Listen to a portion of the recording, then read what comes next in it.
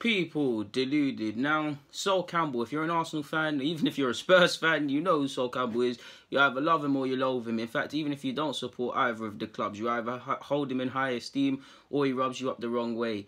Now, we know he can be very outspoken, which I don't have a problem with. We'll get onto that. He can be a bit peculiar. Some people say he brought certain things on himself and whatnot, and we do know there's a bit of hate that I wouldn't say it's warranted, but you can see where it comes from, and there's a lot that isn't warranted. And I think a lot of people have to eat humble pie when it comes to Sol Campbell and his initial managerial period. Now, we know the coaching thing, or regarding coaching in England, it's a broken model in that you look at other countries and the qualifications, they're more financially attainable and more financially attractive, and it's no coincidence how these countries like Spain, etc., with better models than us, have on average more coaches. We know people that you couldn't be a PE teacher and go and coach at academy level or whatnot, or in the professional game. There are many examples of that happening, but it's not too widespread. We know even for players it can be a stitch up. We know for certain players get handed jobs, get handed roles, and when it comes to others, and let's keep it true, when it's specifically black managers or black coaches, they're held in high regard. Hell, people even hold them in leadership roles in terms of being a captain. But when it comes to being a manager, we know for one reason or not, they're not there. I've on my channel spoken about it. There's several other micro and macro reasons for it, but one of the excuses you typically hear is, oh, they're lacking experience, they have to want to get the badges, they have to want to coach, they're not taking opportunities and things like that, which is all lies, because they say they're lacking experience. How can you get experience if no one will give you a chance to gain experience? Handed roles. Now, I think Lampard's doing a good job, but you look at Lampard, what was he doing before the Derby role? I'm not getting at Lampard or Derby. I'm talking about the model of the game. What was he doing before Derby? He was sat on Sky Sports or whatnot. He was a good pundit. You're hearing Paul Scholes linked with the Oldham job, and you're actually hearing him saying the class of '92 should have a greater say on Manchester United. Now, I'm not too sure, apart from Nicky Butt, and probably Giggs to a degree, what any of you class 92 have been doing post-playing career to suggest that. But do you see where I'm going? Fair enough, Gerrard's a bit different because he got the under-18s job at Liverpool, but how many of his counterparts that have held in similar regards have been able to get that position? And then from there, he's gone to Rangers. Now, you heard every excuse under the sun in regards to Sol Campbell wanting to manage. Yes, the way he could have conducted himself and whatnot, maybe it rubbed people up the wrong way, but you constantly heard he's a difficult character, he's hard to manage, he's a bit of an authoritative figure, he's disruptive, he's full of himself. All of these personal comments that people, like I said, if he's given off that perception, then they're entitled to have their opinion rightly or wrongly. But over the top comments that I just get bordering on personal, and to see him doing his thing at Macclesfield, it's amazing, and you hear nobody speaking about it because he's doing a good job. I bet you if he got fired within his first 3 games, that would be front page news and things like that.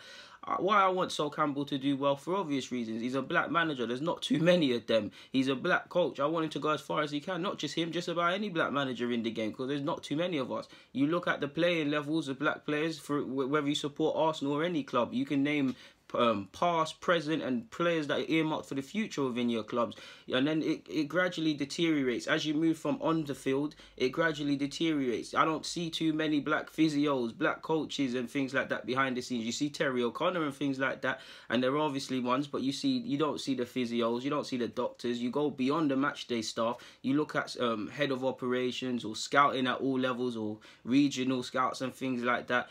People of colour or whatnot, it becomes less so and less so. So for me, anyways, if you can consider black players good enough to lead teams as captains, and then they've paid their dues and got the coaching badges, there's something wrong with the model, because their counterparts are getting opportunities. Like, what black manager have you seen in Lampard under Lampard circumstances? Again, I'm not getting at Lampard, I'm just getting at the broken model, because people weren't saying Lampard lacks experience, Lampard lacks this, Lampard lacks that. They were all praising him, and now, quite rightly so, I'm a fan of his. He's running away with it. Some are afforded. I'm not going to keep sitting and lie to you people. When it comes to black managers or people with aspirations to coach of colour, it always seems like there's a degree of cynicism for them. There's a reason as to why haven't they got a job? Why haven't they been able to do it? Is it because of this and that? Like I said, they would have killed Sol Campbell if he was in poor form, or his team was in poor form. It's not plain sailing. one place below the bottom and things like that. But if you look at the context, when he took over, they had 10 points from 19 games, one win in 19. They were rock bottom at the start. Now they're off bottom. Granted, they're second from bottom now. They've got 17 points from 10 and 5 league wins in their last 10 in their last 10. So that's a decent bit of form for them. The minute, if I hope it doesn't end well, but I mean I hope it ends well and it doesn't end like this. But the minute they go through poor form, or he might even be tempted with the sack, people will be onto him. And if he deserves the sack, he deserves the sack. What I'm trying to get at is that Sol Campbell shouldn't have been an anomaly. I can't even say it, I messed that one up. An anomaly. Anomaly. What the hell was that, DG? But back to this thing now. I should really cut it, but I'm a real guy, man. We'll keep going. For me, it provides a glimmer of hope, because I know you see the Thierry Henrys, obviously the Macclesfield, Once Upon a Time, Seydou, Vieira and things like that, but it's not all about them. I really want a world to be where there's black coaches, or just about any colour from top to bottom, in a thing where I'm not doing videos like this. Sol Campbell should have been offered opportunities, or been allowed opportunities, regardless of my personal opinion on him or anyone's personal opinion, purely because of his coaching honours and things like that. He went and got his coaching badges. He had the experience behind his belt. And some people are not, and he still couldn't get a role. Some people are not don't get that same hardship, as some people are afforded luxuries. I don't know why the game is like this, but I just feel a lot of people as well also Campbell an apology, because away from the whole dynamic of a lack of black coaches and whatnot, just looking at the man, people were ready to kill him if he didn't succeed in this role. They would have been saying, mate, I told you so. He's a negative character. It was never going to end well, fella. Everybody and their nan was ready to rub him out if he didn't get the team rolling and things like that, and say how he talks a lot and things like that. He backs his chat. If they're going to poor form, the vultures will be back out, but he's back in his chat. He's got an improvement. And for me, I just look at the other sort of prospective black managers out there, or coaches, and it gives a glimmer of hope, to be honest. Like, it gives me a glimmer of hope. Like, it's no secret I want to be the black Joe Shields. If you don't know who Joe Shields is, Manchester City scout. He's a serious scout. You look at all of the work he's done, particularly around South London as well, getting a lot of players, getting them into clubs and things like that. The man's an encyclopedia when it comes to this scouting thing, and an oracle. That is someone I want to be like, essentially, and a guide point.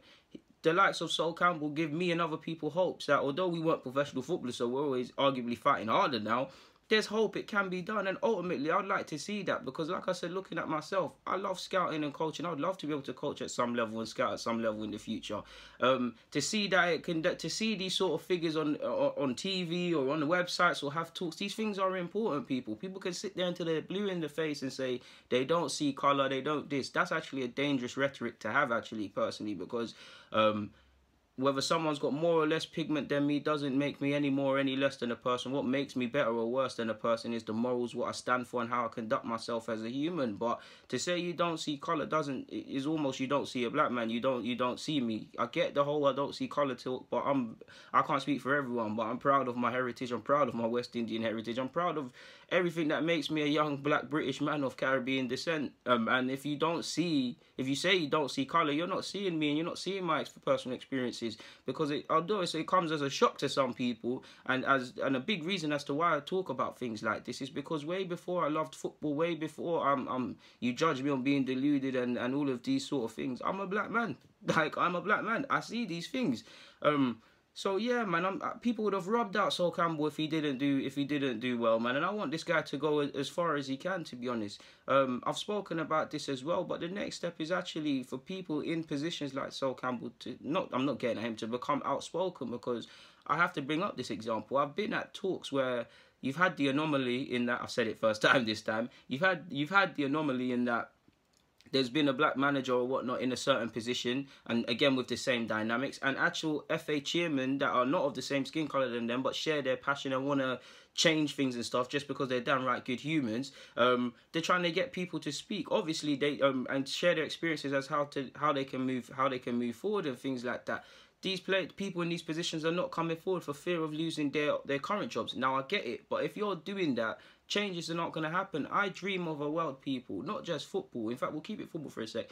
I dream of a world where a black man, a white man, a person of Asian descent or whatever can walk into a job or go into a managerial position or go for a prospective managerial position, and they're judged on their tactics, their philosophies, and things like that. Now, I'm not saying if 4 people weren't put in a room, people wouldn't do that, but you've got to think about the journey. How does that young or whatever aspiring black manager or Asian manager get in there? Because we're not seeing a route in there. And again, I'm not critiquing anyone, but you're seeing it for white counterparts. You're seeing it with Lampard, etc. I dream of a world where there's a level playing field, and it comes down to who's the best, where we don't have to talk about this. Because are you gonna tell me I'm just okay? Henry hasn't been in good form and stuff like that, but the likes of Henry, Sol Campbell, etc. If we look at their footballing minds and what they've been through and things like that, is it any different from someone like Arteta, who hasn't managed but was linked with the Arsenal job and close to getting it, and is held in high regard for some reason? Now, I rate Arteta, but he hasn't managed the game. So why is that? Why do we look at certain people as being innovative and things like that, and look at certain with a degree of cynicism? Now, for what it's worth, away from that, I dream of a world where it's a level playing field. Because I got, like, even if you look at things like hairstyles, I dream of a world where a young guy with dreadlocks or whatever, suitable dreadlocks, don't get me wrong, people, I love it when it's tidy. Obviously, I'm not talking about on the floor and stuff, but if someone chose to do that, that's them. I dream of a world where someone can go into a workplace working on, I was about to say Wall Street, but we'll probably say Canary Wharf, and be judged on their qualifications, their working history, in short, their drive, what they bring to the table, not their skin color, not their hairstyle. There's so many things that people don't understand. Like, it might not look it now, but I had game rolls. One big reason as to why I cut my hair is because as I got older and I left school and I was in the workplace, you feel a bit awkward. I cut it because I was getting too old for it, but one reason it's awkward is you're dealing with conversations about hair and things like that. I'm going off topic, but I just dream of a world where people can essentially look different and embrace their culture or embrace who they are, and people just have not even an understanding, just an acceptance of it and embrace, and just damn right, if you're good for any role, you're good enough because of your qualities and your drive. Now, for what it's worth for Sol Campbell, again on the topic of cutting the man some slack, because, you know, I'm a fair man. If you were sitting there and you were saying Sol Campbell's going to be a crap manager, this, that, and the third, and he turned out to be that, you would have said, I told you so. So by that same logic, you have to hold humble pie and say, Sol, you're doing a good job, fellas, essentially. But if we just look at what Sol said, I've done it the correct way with the coaching badges. I've done the watching games. I've done the listening to managers. I've done travelling around Europe watching other managers train. I've done a bit of TV work to help with analysis. I've done all that. If you put a microscope on what I've been doing, you start saying, wow, you've done all that. That's part of the problem. I don't think people know half the things I've done. I've done a lot of stuff behind the scenes. And then he went on to say, well, I've taken a bit of different things. This is actually, in regards to him getting the role, it's nothing to do with what I'm speaking about. But he went on to say, from what I've got, you would have seen me at games talking to managers and agents. It's like an iceberg with me. They don't know half the stuff below the surface. The only thing I can show people is how hard I conduct myself. Is how I conduct myself in the job as the manager of Macclesfield. That's the only evidence I have. I'm starting again. Every manager had to start somewhere, so why can't I start here? I've been waiting for this for a long time. I may look cool and calm, but underneath I'm boiling inside with passion and ideas. Yes, it's my first job, but I'm up for it. Pumped up, ready, focused, adaptable. You've got to be social as well. I'm ready for all that. I can understand people have their idea about me because they don't know me. Once you work with me, you see very quickly what a kind of guy I am. You can't get to where I got to and sustain it if I hadn't have done something.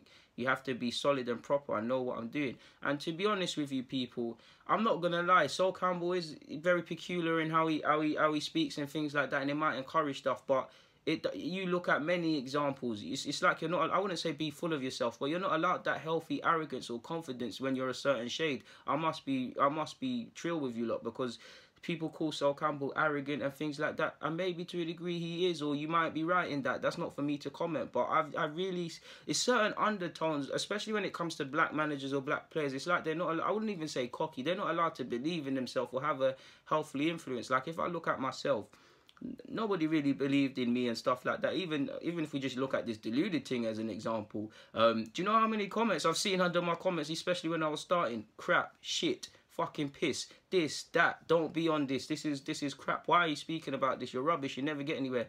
All of these harsh comments. I know deep down, I know what I'm speaking about. I know I know what I'm on about. I know I have a long way to go, but I know what I'm on about, people. I know I have desire. And then you also hear me say I'm the best YouTuber at this. No one's better than me. I know my thing. You hear me say all of this. Why? Because I have to be confident. Because you're getting comments like this. But if someone don't know me, they're just gonna say, look at this cocky black ish. Do you get where I'm going with people? It's like even if you look at Pogba. People say Pogba is always flashing money and things like that. If you really look underneath the hood, he's actually never flashy body. He's always just dancing with his family and actually enjoying life.